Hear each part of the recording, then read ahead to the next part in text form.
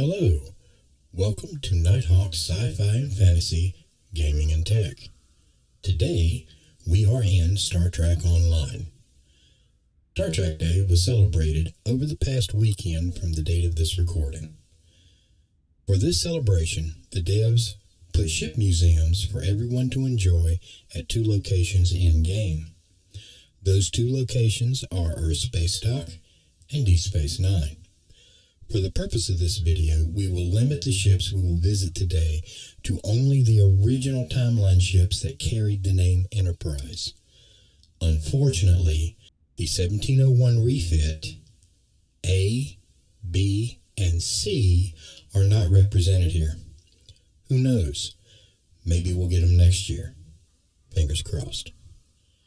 Well, let's go pop outside and take a look at those ships. Citizens of the Federation and her allies, it is my honor to introduce the official Starfleet Ships of the Line Museum.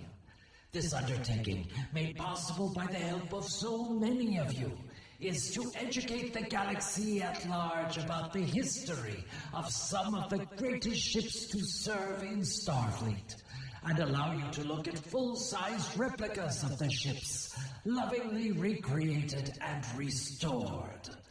Please, take your time and peruse this look back at our history.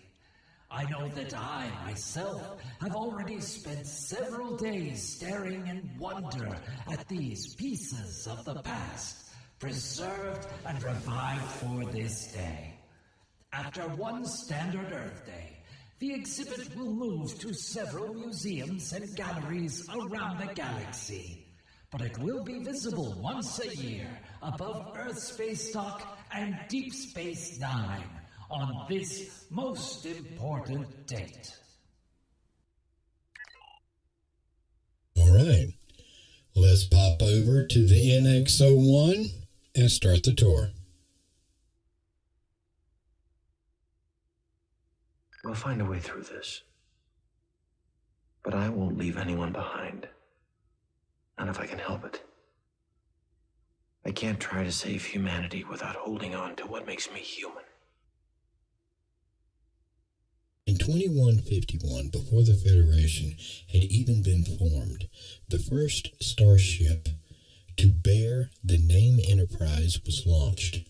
She was the first ship capable of going Warp 5, a huge leap forward technologically.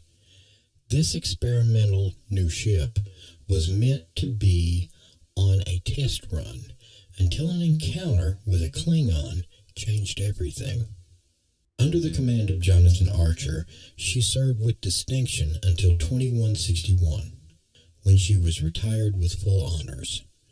During her historic voyage in the stars, she was instrumental in protecting humanity from many threats, including the Xindi weapon.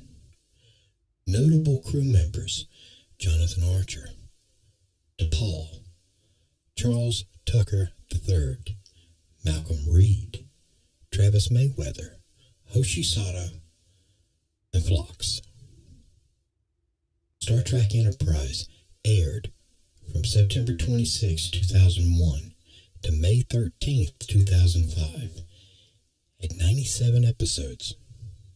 The last show to carry the Star Trek banner for 12 years, Enterprise told the story of one of the least explored eras of Star Trek history, the time before the founding of the Federation. This low-tech, character-focused take on Star Trek boldly went into the future of television, refusing to let the torch burn out. It is remembered for its excellent take on classic Trek stories, and for its depiction of events that led to the formation of the United Federation of Planets. I think the devs done a good job.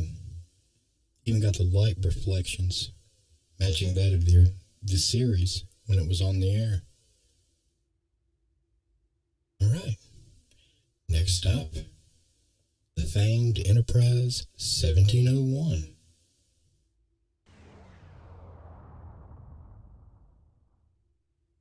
Space, the final frontier.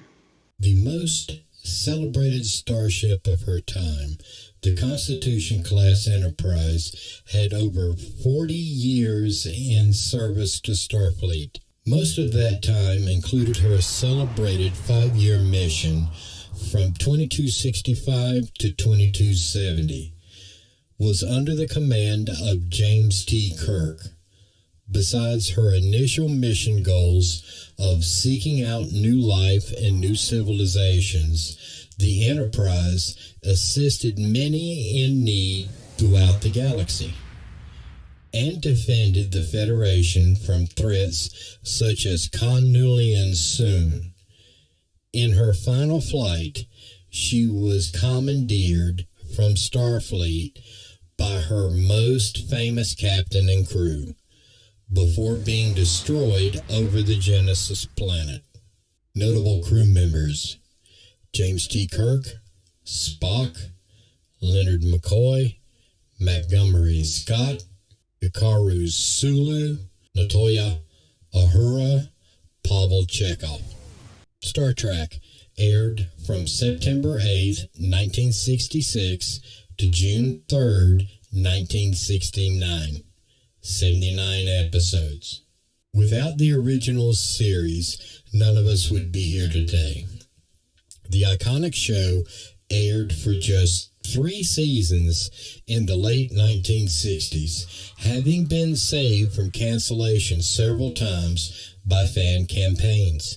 However, when the show moved to syndication, its popularity exploded, leading to 6 feature films with its original cast. The show has inspired people from all walks of life, including scientists who cite Star Trek for the inspiration for inventions like cell phones.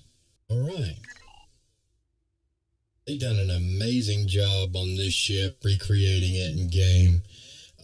This is actually a little more impressive than the NX-01. The thing that really stands out to me on this ship is the work that they've done for the game is the bussard collectors right here.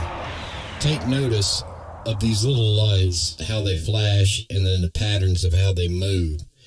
They have very, very closely matched how it was in the original TV series. And later, when CBS got the rights to Star Trek, they started to slowly remaster all of the original series. And this work shows right here extremely well. Look at that detail. Our next ship stop, the Enterprise 1701D.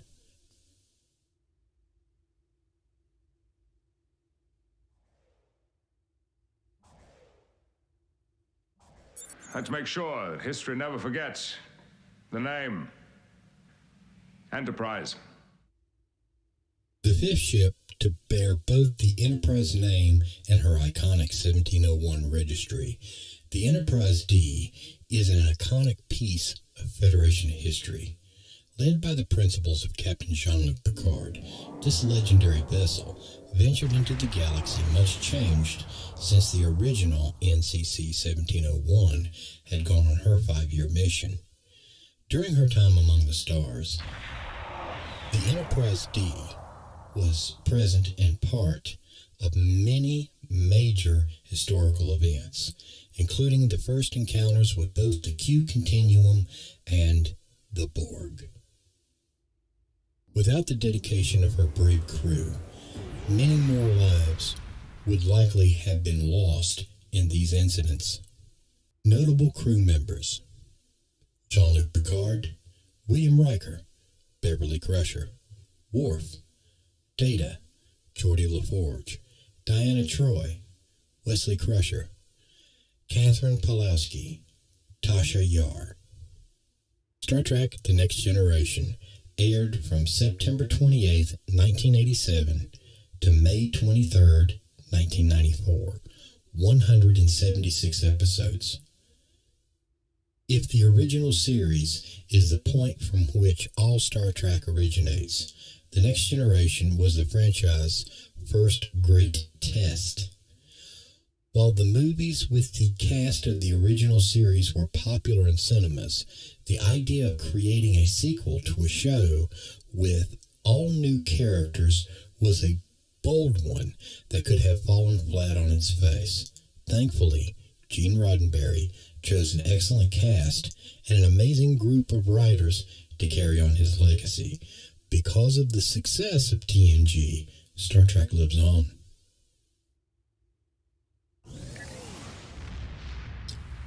Again, the devs for the game did a good job recreating the D. Next stop, 1701E. The line must be drawn here.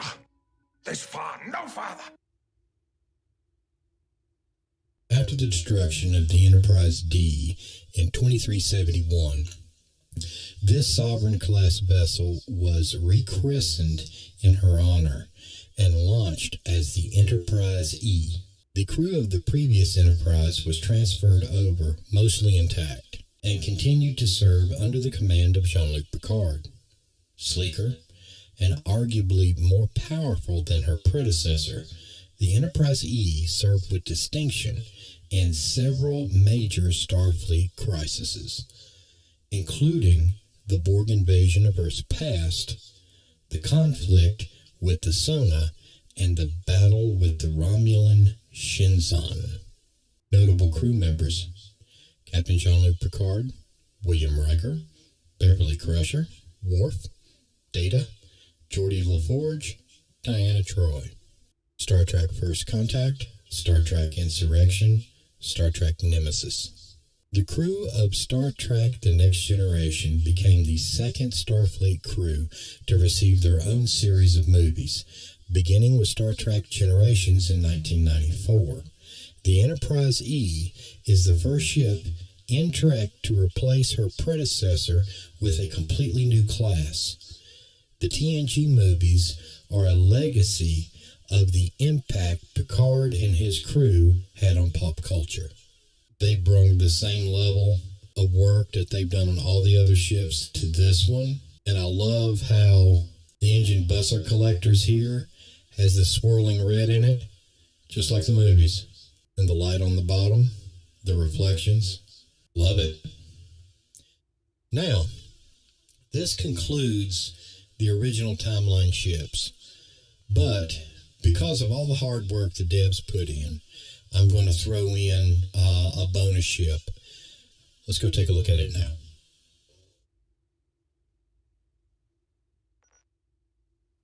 Okay, here's our bonus ship.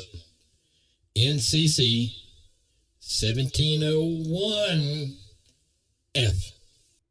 Theirs not to make reply, theirs not to reason why, theirs but to do and die. Into the valley of death rode the 600. The flagship of Starfleet, the Enterprise F, has served during some of the most tumultuous years in Federation history, from the war with the Klingon Empire to the catastrophic battles of the Iconian War, the conflict with the Zenkethi and the Herc, and the current troubles with the Klingon Empire. It's hard to believe this ship has only been in service for 2 years. In 2409, she was launched under the command of Michael Schon and has been keeping us safe ever since. We at the museum hope that as long as there is a Federation, there will be a ship to bear the name Enterprise. Notable crew members: Michael Schon, Samuel Winters, Terrell Kev, Tim Isna, Saval, Philippa Mathis, Konya, Kiroshi O'Brien. Star Trek Online, launched February 2nd, 2010. 185 episodes as of this writing. We hope you have enjoyed visiting the Star Trek Museum and for helping us celebrate more than 50 years of this franchise.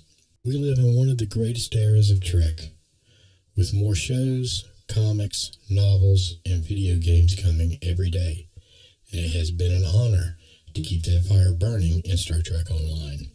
Thank you for spending time with us, and here's to many more years of the final frontier.